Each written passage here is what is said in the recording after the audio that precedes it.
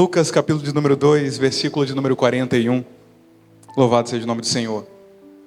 Estou muito feliz de estar aqui nessa noite, pela primeira vez, no Templo Novo. Glória a Deus. Ficou muito bonito. Está tudo muito bem organizado. O negócio está chique, tem aplicativo, né? Maravilha. Glória a Deus. Quem achou de amém? Versão é NVT. Tem por título Jesus conversa com os mestres da lei. E vai dizer assim: todos os anos os pais de Jesus iam a Jerusalém para a festa da Páscoa. Quando Jesus completou 12 anos, foram à festa como de costume. Terminada a celebração, partiram de volta para Nazaré, mas Jesus ficou para trás, em Jerusalém, sem que seus pais notassem sua falta. Pensaram que ele estivesse entre os demais viajantes, mas depois de caminharem um dia inteiro, começaram a procurá-lo entre os parentes e amigos. Como não encontravam, voltaram a Jerusalém para procurá-lo. Por fim, depois de 3 dias, acharam Jesus no templo, sentado entre os mestres da lei, ouvindo-os e fazendo perguntas. Todos que ouviam se admiravam de seu entendimento e de suas respostas. Quando o viram, seus pais ficaram perplexos. Sua mãe lhe disse: filho, por que você fez isso conosco? Seu pai e eu estávamos aflitos procurando você por toda parte. Versículo 49. Mas por que me procuravam? Perguntou ele. Não sabiam que eu devia estar na casa de meu pai? Não entenderam, porém, o que ele quis dizer. Então voltou com os pais para Nazaré e lhes era obediente. Sua mãe guardava todas essas coisas no coração. Jesus crescia em sabedoria, em estatura e no favor de Deus e das pessoas. Feche seus olhos, vamos orar mais uma vez. Senhor Deus amado e Pai querido, nós oramos uma vez mais, glorificamos o Teu nome. Bendito és Tu, eterno Deus, porque grandes coisas o Senhor tem feito no nosso meio. Nós somos gratos ao Senhor pelo fôlego de vida, somos gratos ao Senhor pela Tua presença, somos gratos ao Senhor pelos livramentos, somos gratos ao Senhor por essa palavra que vai ser ministrada, pela palavra que foi lida. Nós glorificamos o Teu santo nome, porque Tu és bom, porque Tu és um Deus maravilhoso. E você diz amém? Glória a Deus. O texto que nós lemos é um texto bem interessante, fala a respeito da infância de Jesus. O culto é culto da família e eu fiquei pensando em qual mensagem eu poderia trazer. Não quero aqui trazer uma mensagem expositiva, apesar de ser presbiteriano. Eu quero trazer aqui uma mensagem temática. Eu quero que você se aprofunde comigo nessa história e a gente vai ver um pouco sobre a infância de Jesus. Na verdade, apenas dar uma pincelada, não falar de maneira exaustiva. Mas aqui sobre esse texto nós precisamos entender uma coisa. Para os judeus existiam algumas festas importantes, como a festa dos tabernáculos, a festa da Páscoa e a festa das colheitas. Para o judeu era muito importante, pelo menos uma vez no ano, subir até Jerusalém. Ele escolhia uma dessas 3 festas, mas a principal festa, na verdade, para o judeu, era a festa da Páscoa. Então, como de costume, Maria e José levaram Jesus até Jerusalém, onde estava acontecendo ali a festa. Muitos de vocês já leram o Salmo 121. Alguém conhece o Salmo 121 aqui? Eleva os meus olhos para os montes, de onde me virá o socorro. Um salmo bastante conhecido. Um salmo, muitas vezes as pessoas deixam aberta, quando não é no 23 ou no 91, é no 121 ou 125, não é mesmo? O Salmo 121, ele pertence a um compilado de salmos chamado Cânticos de Degraus. Se você observar a próxima vez que você abrir a sua Bíblia, do Salmo 120 ao Salmo 134, você vai encontrar um compilado de 15 salmos, e embaixo do título deles, você vai encontrar Cântico de Degraus, ou Cântico de Subidas, ou de Romaria. O Salmo 121, ele se enquadra nesse tipo de cântico. Ele é um cântico onde os judeus eles se reuniam num determinado ponto com o intuito de partir em caravana subindo a Jerusalém. Todas as vezes que Maria e José se reuniam com Jesus uma vez no ano para comemorar a Páscoa de Jerusalém, eles iam em caravana, se reuniam com caravanas de vizinhos, familiares, para poder subir a Jerusalém. E ao invés de eles irem batendo papo, jogando conversa fora, falando de dorama, ou de filme ou de jogo de futebol, eles se reuniam para ir louvando. Eles entoavam louvores. Eles iam cantando. Então todas as vezes que você abrir nesse compilado de salmos, você vai entender que aqui eram cânticos, quando eles cantam: eleva os meus olhos para os montes, de onde me virá o socorro? Eles não esperavam chegar no templo para cultuar o Senhor. Muito pelo contrário, eles se reuniam e já iam cultuando. Olha que maravilha. O culto não começava lá. Lá era cerimônia, aquele negócio todo formal. Mas o culto começava no momento que eles colocavam no coração deles glorificar o nome do Senhor e adorar o nome dele. O Salmo 120 vai dizer: alegrei-me quando me disseram, vamos à casa do Senhor. Olha que maravilha. Então eles se reuniam, e só o fato de eles saberem que eles iam até a casa do Senhor, a alegria preenchia o coração deles. Hoje talvez, se você convida alguém para a casa do Senhor, é a mesma coisa que está convidando para uma forca.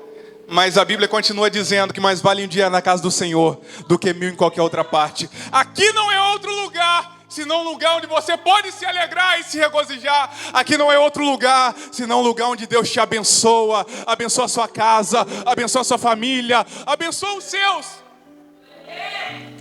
Então eles estavam ali reunidos, iam glorificando, entoando louvores, glorificando o nome do Senhor. E é interessante que os salmos são salmos de agradecimento.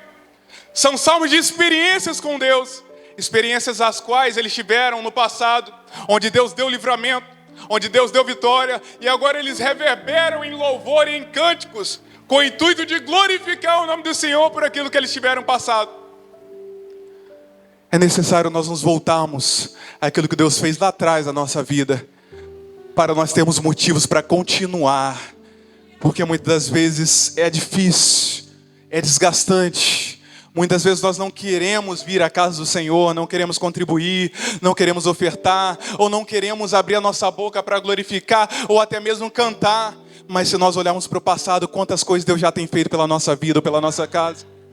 Se nós observarmos quantas coisas Deus já tem feito por nós, o fato de nós respirarmos já é motivo para nos alegrar e estarmos aqui nessa noite. O Salmo 121 mostra quanto Deus é fiel, porque a tônica é Deus é o guarda fiel do seu povo. Eu estava no Rio de Janeiro há um tempo atrás, e na verdade eu estava de mudança do Rio de Janeiro para Minas Gerais, e eu tinha acabado de descer na rodoviária, fazia uns 15 minutos ou 20 minutos que eu tinha chegado no Rio. Estava esperando no ponto de ônibus ainda com a minha mala, esperando o ônibus para ir para a empresa a qual eu trabalhava, porque eu precisava resolver algumas coisas naquela empresa.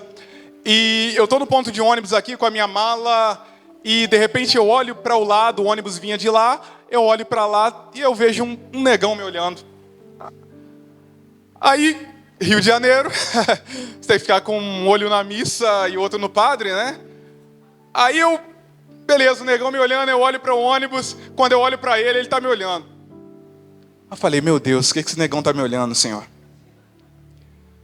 Aí eu viro de novo, disfarço, olho para o ônibus, eu olho para ele está se aproximando. Quando eu olho para ele para.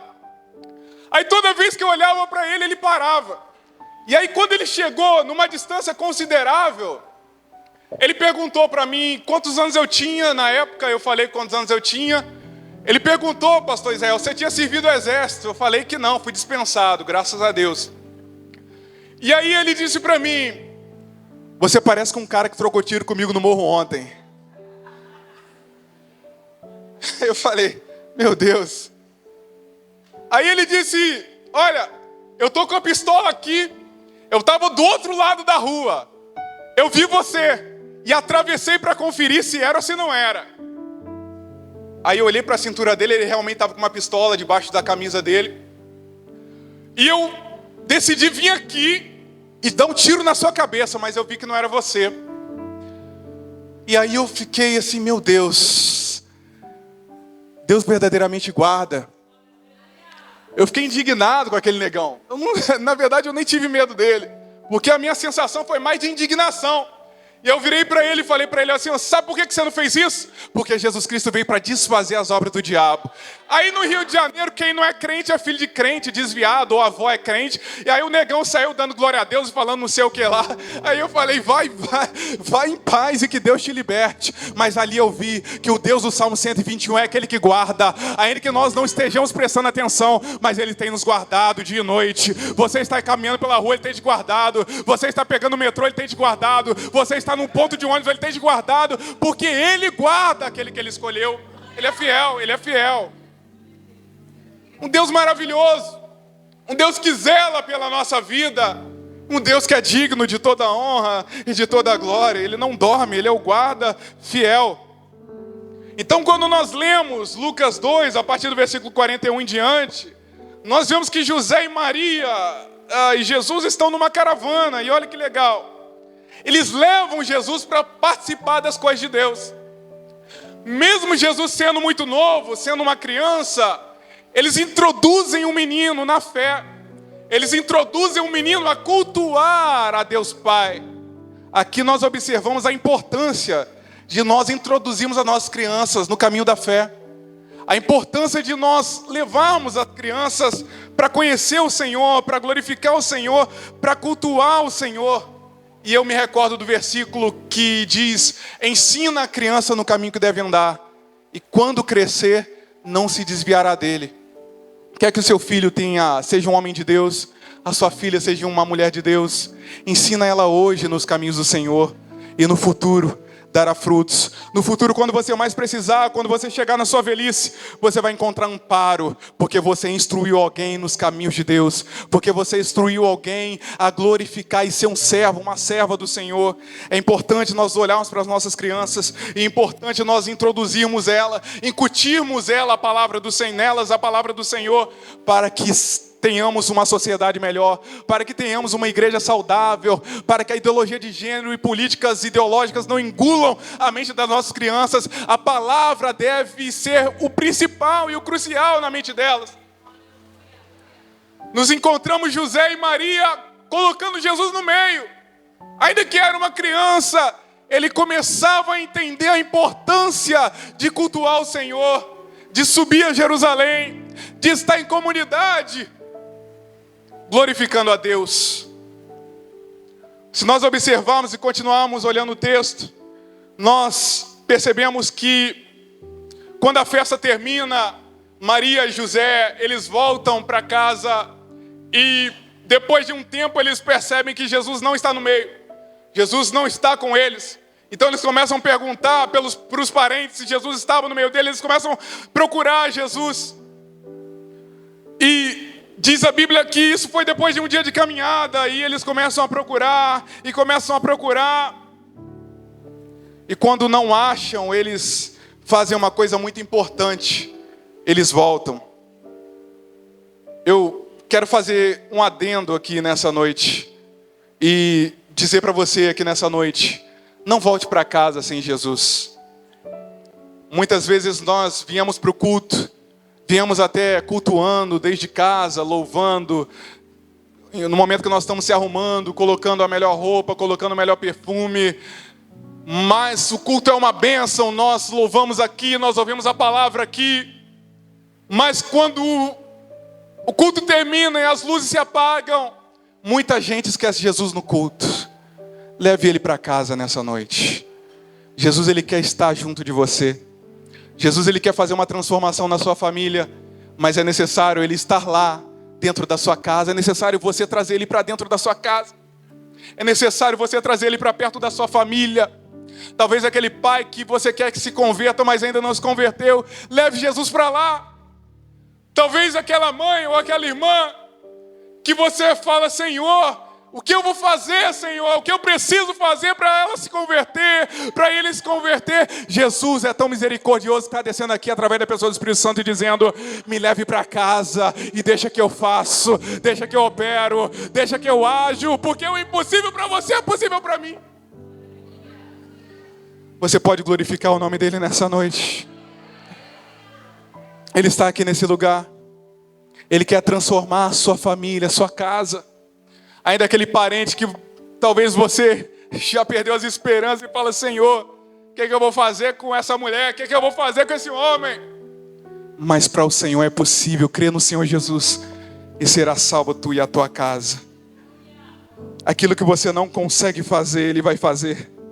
Ele vai fazer na sua vida, porque Ele faz a obra completa. Ele não quer só você, Ele quer a sua família, Ele quer a sua casa, Ele quer o seu pai, Ele quer a sua mãe, Ele quer os seus irmãos, Ele quer toda a sua casa.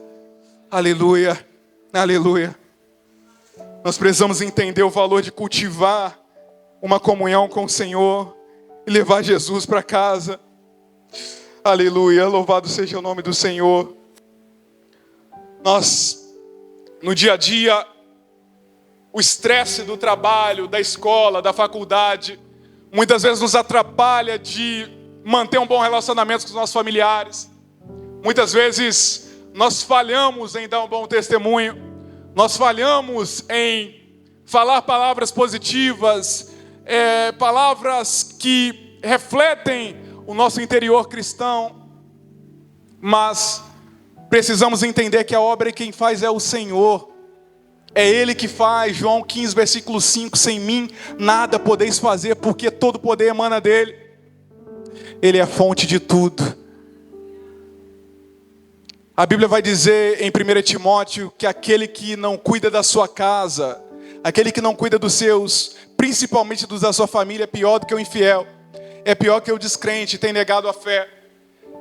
Eu vou contar um testemunho aqui e já encerro. Preparei uma mensagem bem curta para não enfadar. Mas eu gostaria que você prestasse bastante atenção. E eu gostaria que você refletisse sobre isso. Para que você saia daqui hoje, nessa noite. E que todas as cadeias do diabo contra a sua casa, contra a sua família, todo espírito de inimizade, todo espírito de contenda que há entre você ou alguém da sua família venha cair por terra nessa noite. Que você saia daqui com uma mentalidade, crendo que a sua família será transformada ainda esse ano. Quem crê? Você vai ver a transformação na sua casa ainda esse ano.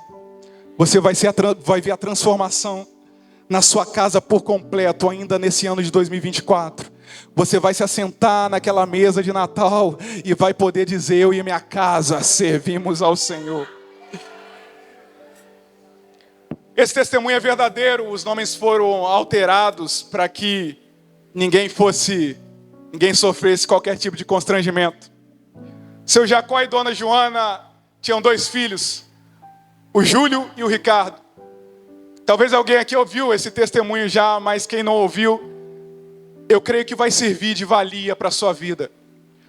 O Ricardo era o filho mais velho, tinha mais ou menos 11 ou 12 anos, e o Júlio era o filho mais novo, tinha 8 anos. Certa feita eles estão jogando bola e de repente o pequeno Júlio, ele pisa na bola, aponta para o irmão e diz: Ricardo, sabia que eu te amo e nunca quero me separar de você? O Ricardo olha para ele e fala: que isso, moleque, tá ficando doido? Se os caras ouvem isso, a gente falando que ama um ao outro, eles vão nos zoar. Rapaz, fica quieto, joga a bola, vai. Eles continuam, já era de tarde, entardece, eles voltam para casa. Quando eles voltam para casa, seu Jacó chega, o pai deles, já estressado do trabalho, e quando ele abre a porta, o pequeno Júlio vai e gruda no pescoço dele e fala: papai, sabia que eu te amo e nunca quero me separar do Senhor? Seu Jacó, todo estressado do trabalho, desce o menino, coloca no chão e começa a gritar com o menino. Ele fala: ei menino, eu já te falei que homem não vive falando essas bobagens. Homem não fala essas coisas. 2 coisas que o homem não faz. Primeiro, homem não chora. E segundo, homem não fica falando eu te amo e todas essas bobagens. Sai daqui, vai brincar. O menino fica espantado e fica sem reação, porque não esperava o pai gritar com ele daquela forma. Mas ele sai dali chorando e vai para o quarto. Quando ele chega no quarto, ele se debruça sobre os calcanhares e começa a chorar. A mãe Joana, passando perto do quarto, ouve que o menino está chorando. Então ela vai até o menino e começa a perguntar: o que foi, meu filho? Você caiu? O que aconteceu? Ele olha para ela e fala: mamãe, sabia que eu te amo e nunca quero me separar da senhora? Ela diz: eu também te amo e nunca quero me separar de você. Logo o menino estava já muito bem, porque criança é assim. O menino foi brincar. Quando chegou na parte da noite, A Joana serviu um lanche e eles foram dormir, mais ou menos 9h30 da noite, eles foram deitar. Quando deu meia-noite, o pequeno Júlio levanta, vai até o quarto dos pais, acende a luz e fica olhando para eles. Seu Jacó acorda com a luz no rosto e começa a gritar com o menino. Ele diz: ei, menino, você tá doente? Volta pra cama, rapaz. A dona Joana fala: calma, amor, calma. Isso é coisa de criança, calma, calma. Ele deve ter tido um pesadelo. O menino apaga a luz e volta pro quarto se deitar. Quando dá de manhã, todo mundo acorda atrasado porque ficaram conversando até tarde. E o seu Jacó percebe que o Júlio não tinha levantado ainda. Ele já entra no quarto: olha, eu falei que isso não ia dar certo, viu? Ficou falando um monte de coisa aí, ó. Tá dormindo, atrasou todo mundo, tá dormindo agora. Chega já puxando a coberta do menino. E o menino nada de responder. Quando ele chega perto e ele encosta, pequeno Júlio estava inerte. Pequeno Júlio estava frio. O pequeno Júlio estava morto. A primeira coisa que seu Jacó aprende é que o homem chora. Só depende da dor. E imediatamente vem na cabeça dele o filho falando: eu te amo. E ele começa a gritar: eu também te amo. Mas já era tarde. Já tinha ido, não dava mais. E ele começa a chorar e se debruça sobre o menino. A dona Joana vem da cozinha que estava preparando o café e logo vê aquela situação, também se debruça sobre o corpo do menino. Vem o irmãozinho também. E quando o irmão dele, Ricardo, olha na mãozinha dele, tinha um bilhete. E ele tinha escrevido um bilhete para a família. E eu quero ler para você nessa noite.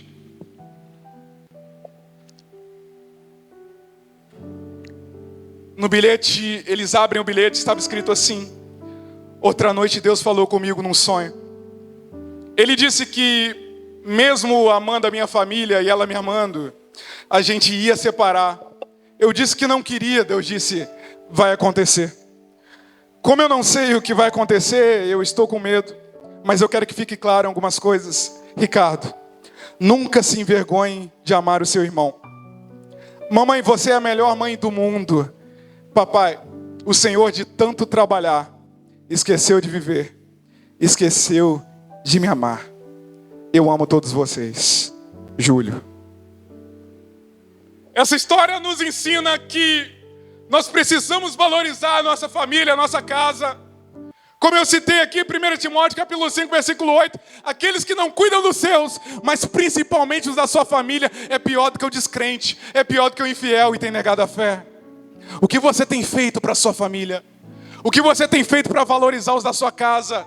O que você tem feito para valorizar os seus? Nós precisamos dar valor enquanto estão vivos. E a melhor maneira de você dar valor é pregando o evangelho e dando um bom testemunho como cristão.